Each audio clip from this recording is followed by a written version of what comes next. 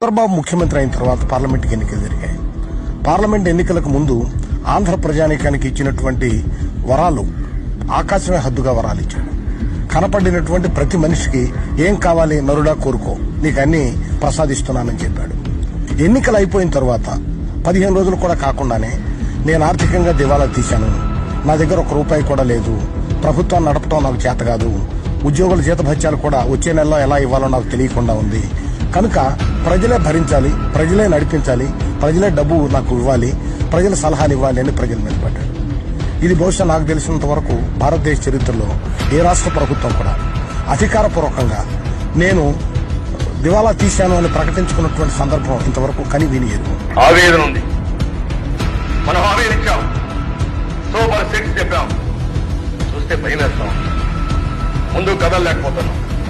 ఈ విషయాలు రాష్ట్ర ప్రజానీకం కూడా ఆలోచించాలి.